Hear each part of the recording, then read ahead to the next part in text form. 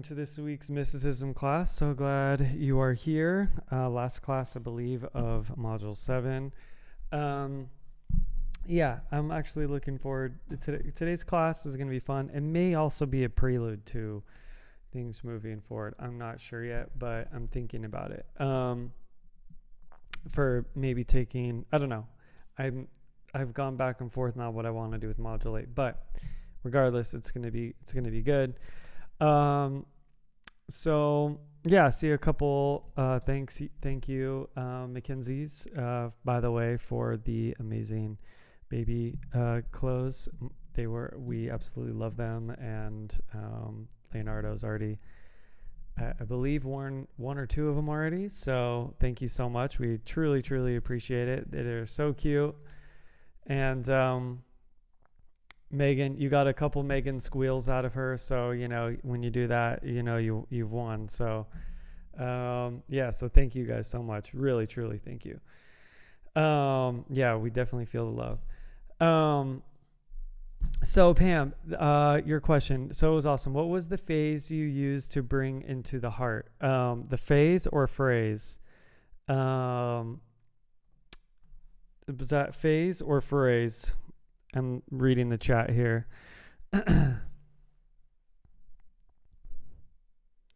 Okay. It was awesome. What was the phrase you used to bring into the heart? Holy Spirit, would you bring your divine love into my heart center? I believe that's what you're probably asking for. Which we're going to go into we're going to go into some of that today and what we're going to be building towards in meditation, but also cool. Yeah. So is there any other questions, by the way? Does anyone have randomly about anything, about meditation, whatever, anything about the last classes that we've had in general, or are we ready to roll into today's class? 5, 4, 3, 2, 1. Okay, I think we're rolling. We're getting some rolls, so we're rolling. Okay, so today we're going to have a really fun topic. At least for me, I think it's really fun. And I think you guys will find it really fun too. Let's make me small already, because we're going to be on the iPad, I think, for a while. So, okay, so we're going to talk about...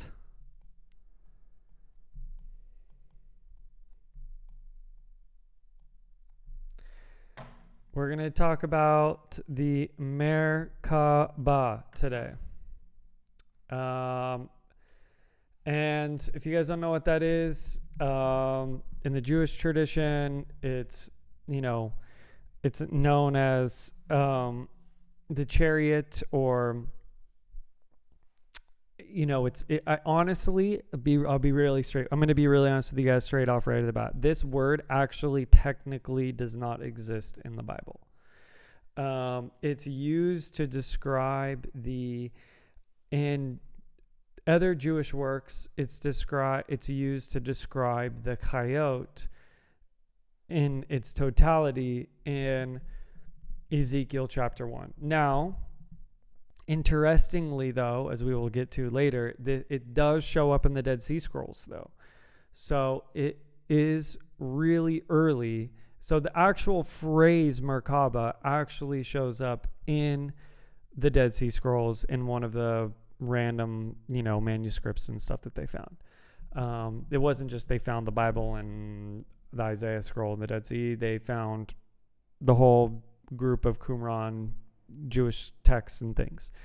But anyways, they translate it in English as like the throne chariot. But so this goes back to the time of Jesus. Like you can definitely legitimately say Merkaba mysticism existed at the time of Jesus. Whatever that looked like, I don't know. But the term being used for the throne chariot was being used at the time of Jesus. So, I do take that back. I was corrected by my Hebrew scholar wife at large. She says to me, it actually is in 1 Kings, but it's just used as a normal chariot. So there you go. But it's not used in a mystical sense. So not in a mystical sense is it used in the Merkaba way, but it's used in the regular chariot way in First King. So I stand corrected on that. But thank you for that. So anyways, it is a term being used for a chariot, and then it gets put into a mystical sense. Now, this chariot ends up becoming very popular in a major theme in different types of Jewish mysticism that later unfold prior to what is known as what we've talked about, Kabbalah and different things like that. This is in between, you could say, like the church being established and Kabbalah. There's this Jewish stuff called Merkaba mysticism, but we're not really going to be talking about that. We're going to be going into it in our own fun way. Now, what's interesting about this word, I find this word really interesting because in a mystical sense, let's look up, if we split these three words up, mer is actually in the Greek, is actually a term for pyramid. So this is the word for pyramid, which is really interesting. Because if you've ever seen what this looks like, I mean, spoiler alert, I'll just draw it out for you guys. So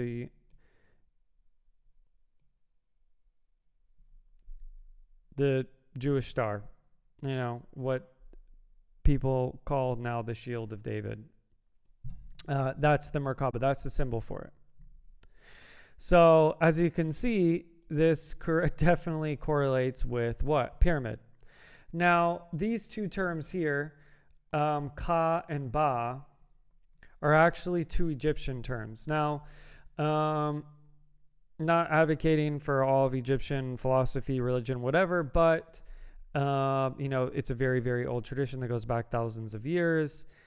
Moses was trained in it, so on and so forth. And these are very famous terms about spiritual conditions of our soul body. The Ka and Ba are very, very, very, very, very, very, very, very, very famous. And the Ka is like the vital life force of the body.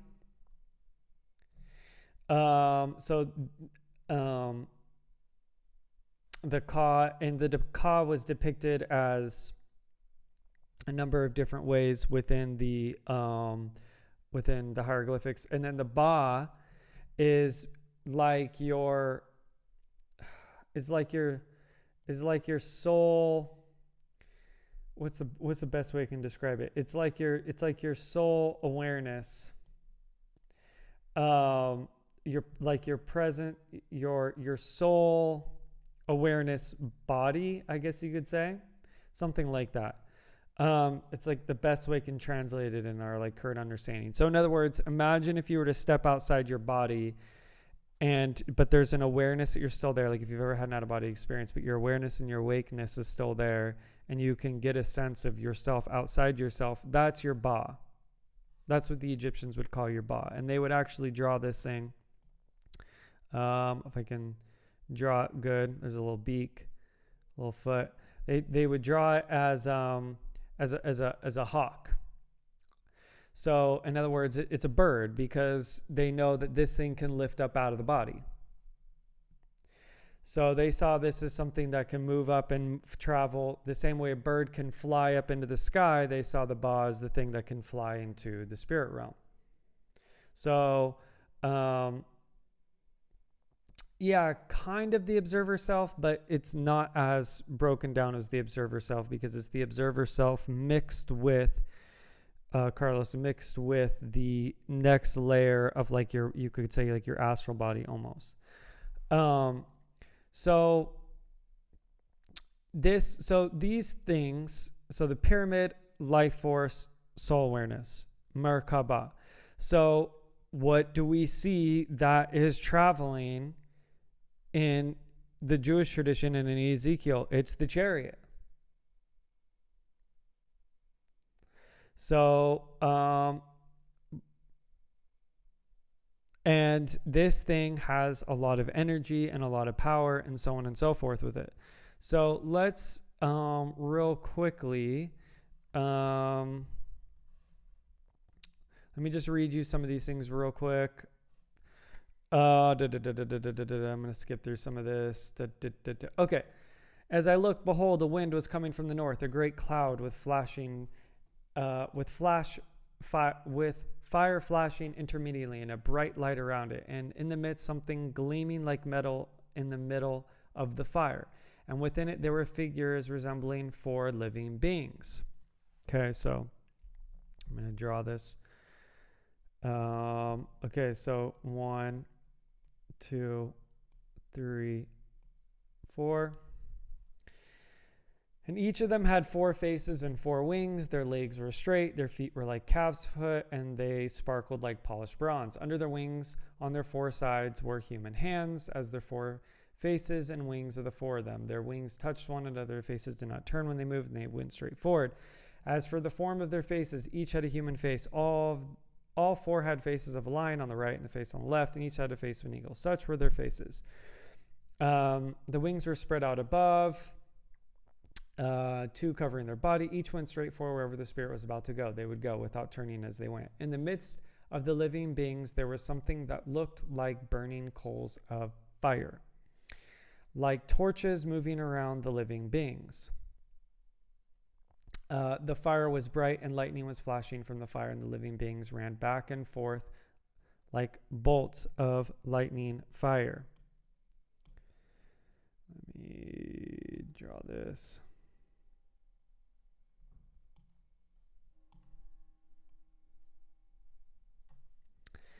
And as I looked, as the living beings, behold, there was 1 wheel on the ground besides the living beings for each of 4. And the appearance of the wheels and their workmanship was like sparkling topaz. Wherever they moved in any of the 4 directions. About the turning as they moved, as the rims, they were high and awesome. The rims, all 4 of them, covered with eyes all around. Whenever the living beings moved, the wheels moved with them. And whenever the living beings rose from the earth, the wheels rose also. While the Spirit did not go, they would go. Okay. And then the 4 faces, I think I actually didn't mean to. So we have what? We have the lion, the ox, the eagle, and the man. So we'll get into that in a second. So there's a lot of different ways that the Jewish mystics dealt with this symbol. And in Christianity, this symbol also gets used in its own unique ways as well. Because the truth is this, look.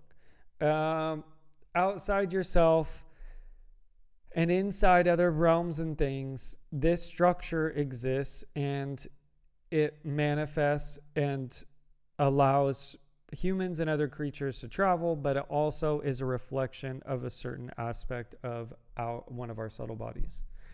So this structure on one end reflects a certain aspect of the divine nature, but it also reflects something within us as well. And we're going to get into this in a second. So first of all, I want to mention something. So as you can see, at least in the 2-dimensional form of the Merkaba, it's what? 6 whoa, that's huge. It's 6 points. Right? So it's 6-pointed. And I want to talk about the number 6 really quick, because once as you get an understanding of the number 6 a little bit, the Merkaba will even make more sense. At least for me, it does. So the number 6 is dealing with what? Is dealing with creative power in movement. All right, so where do we see this in the Bible? So although we call it the 7 days of creation, it really is 6. It's 6 days that there's creation taking place, and on the 7th day, God rested, right? So there's a resting that takes place. Although obviously you want to count the 7 because that deals with another mystery that brings you into another aspect of creation. But the actual moving parts of creation are seen in the number 6. So the creative power in movement is seen as the number 6. And the number 3 is seen as a male number, typically in Jewish mystic stuff, and I love that, and I think it makes a lot of sense. Now, why is that? Well, I'll draw this. I mean, you know, it's the shape of a phallus, right? It is. And it's also what? Fire. So it's willpower, it's strength. It copies a lot of these sort of masculine sort of principles. So the number 3 is seen typically as a male number. Now you have 2 3s, which is number 6, right? 2 3s. And so this is seen as what? This is a strong energy. Like this is a strong, willful energy moving forward. For what? The purpose of creating something. Think about the 6 powers, the 6 Elohimic powers that are needed to manifest this material universe, or in this material solar system as well. So this requires a lot of intelligent force and power. I mean, just as a side thing, 666 is triple male, triple male, triple male, triple male, triple male, or double male, double triple male. So it's the mark of the beast. It's power unbridled. It's power for the sake of absolute control, right? So if you don't have the mark, you can't buy or sell. You can't do this. So if you think it's total control and power. It's when the masculine principle gets over the top. And also it's a complete control mechanism where the material universe is no longer opening you up to the spiritual reality as well. So, which we'll get into that in a second. It's basically complete constriction where the soul loses itself entirely and doesn't remember the spiritual universe at all. So, the first feminine number is either a 0 or a 4, just, if you're curious. Those are seen as, some people say it's 0 and some people say it's 4, one way or another. So the Merkaba is this energy system. It's a powerful energy system that flows through our system, that it exists inside of us. It is here right now. We just are not totally aware of it, but it exists. And gets, I would say, energized when we enter into certain activities of certain worshipful activities, we'll put it that way. So one of the reasons that the number 666 deals with, or even just the number 6 itself has to deal with the material universe, is, if we were to draw, let's draw another one of these. Can you guys see that? Okay, good.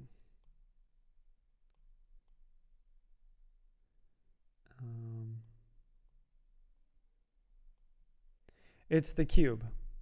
So you can actually draw the cube from it. And if you take a 6-pointed cube, because a cube has 6 sides,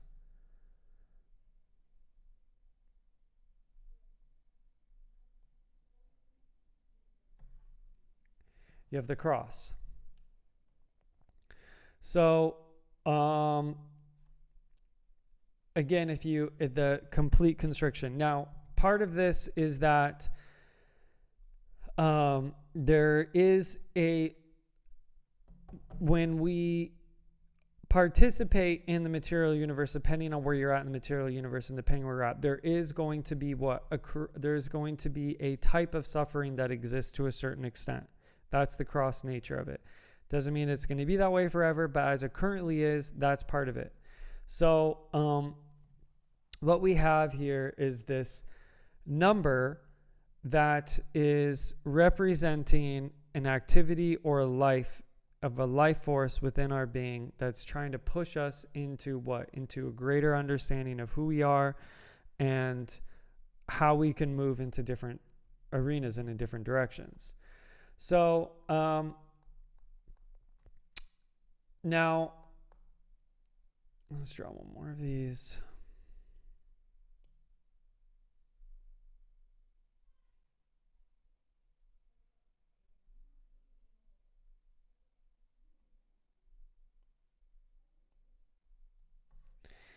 Now, I wish I was a better drawer, but as you can see, if you can kind of see this a little bit, it's actually a 3-dimensional object.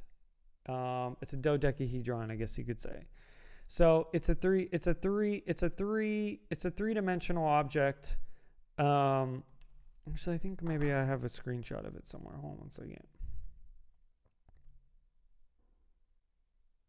Yeah, make it larger and a little darker. How about that? Give me 2 seconds here, guys. Check this right. Okay. Should be rolling in here in a second. Okay. So, I'm just waiting for it to auto-populate on here. Anyway, so this is a 3-dimensional object where there's a pyramid, you could say, basically pointing upwards, and then a pyramid pointing downwards. Now, what is this and what's going on exactly? So one side you have the masculine energy. I don't know. Let's try this one. I don't know. Okay. So on one level, we have the masculine energy and then we have the feminine energy. So we have 2 different energies that are moving in this system. Masculine and feminine. Now, part of our meditation today, we start building this, or becoming aware of it. So the energy, that's not a good one.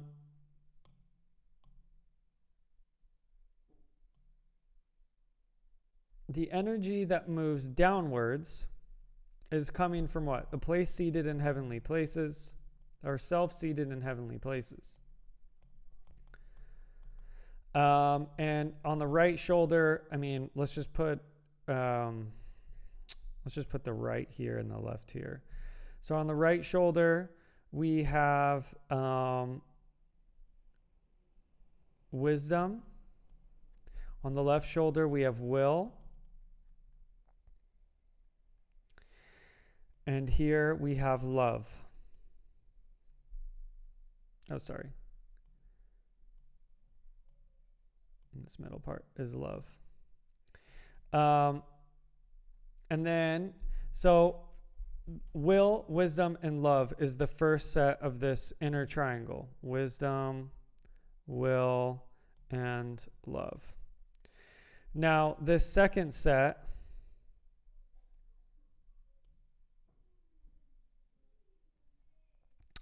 is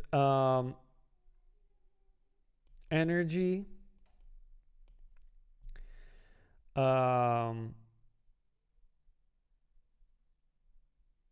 matter, and vibration.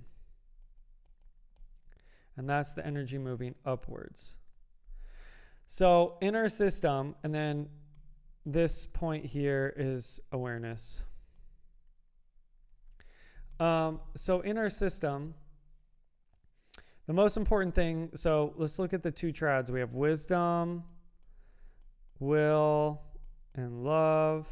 And then we have energy, matter, vibration. Okay, so wisdom, will, and love. What is that? So that's the energy is coming down from our head, downwards from the higher realms, from the place as we are seated in heavenly places.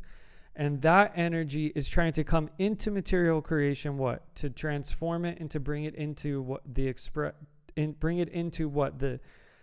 your kingdom come, your will be done on earth as it is in heaven sort of aspect.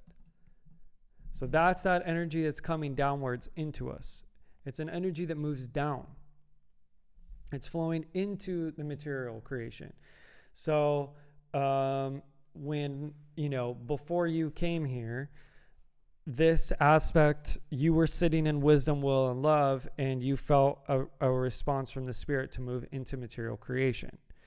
So now when you're here at the bottom, so you have energy, vibration, and matter. And energy, vibration, and matter is looking for what? It's looking to be transformed. All creation is groaning for the manifestation of the sons of God. We say that in that verse, but let's put it in another way. Let's put it, all of the material universe is looking to be transformed and brought into its highest expression of what it can be.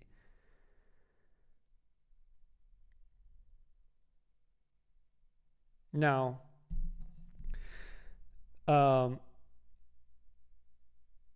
this energy, so where this sits, so imagine, so this top point is at the top of your head.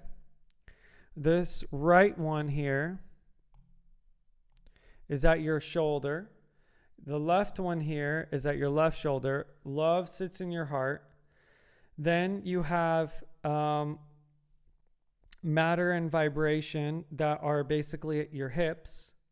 And then you have the energy that's basically, let's say, at the base of your spine around your reproductive organs there at the very bottom. So it actually sits on this like upper half of your being, basically, really. If you could imagine someone seated Indian style, let's see if I can do this. Let's try this darker one.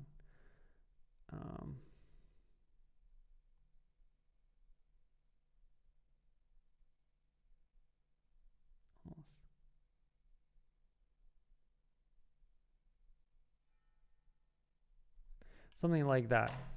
You know, it's the best I can do. That's my like really rudimentary drawing.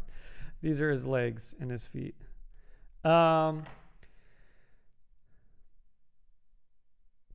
So the left hip is matter and the right hip is vibration.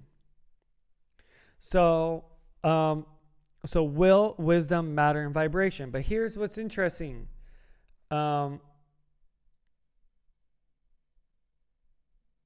Yeah, yes, exactly. A matter horn, a horn that matters. Exactly. And honestly, the matter horn is a crazy energy producer because triangles, mountains, and pyramids produce energy.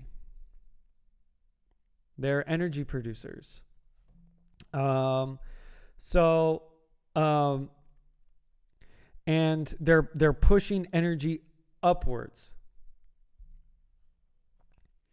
So this energy is looking for transformation. So you have energy that's moving up. So you have the fire that's down here.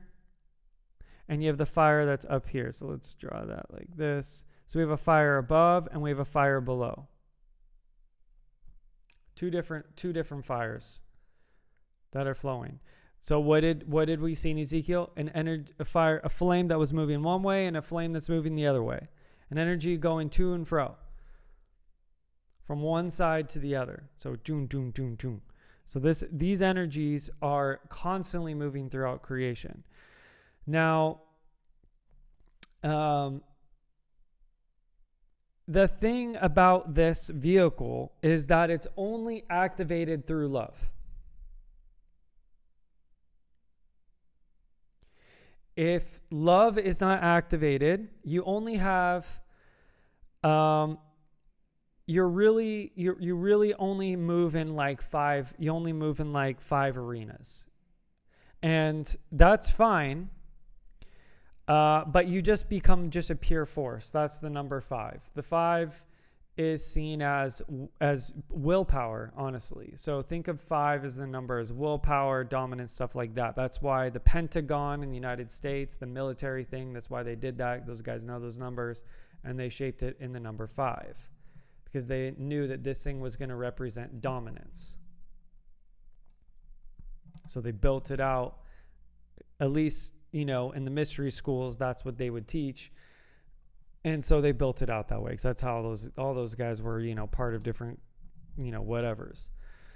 But you can see it in number 5. You can see it in the 5th day of creation, so on and so forth. You can see it in Genesis chapter 5, which also represents the 5th number, so on and so forth. So, this thing is only activated in love. And it's the doorway to the 7th. Now, one of the things that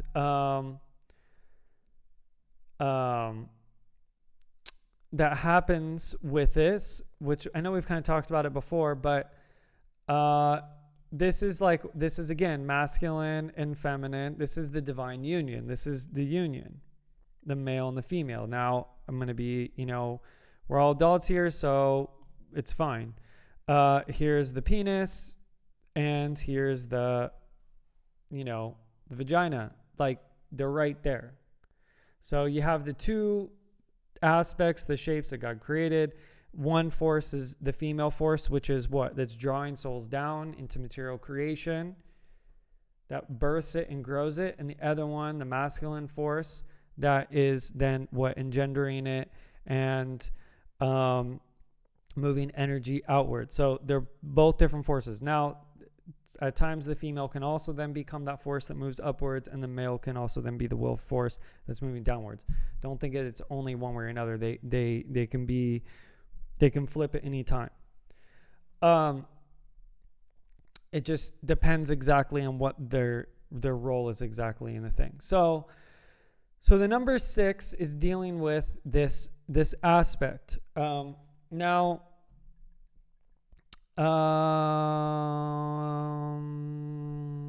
yeah. So wisdom, will, matter, and vibration. So we have the 4 living creatures. So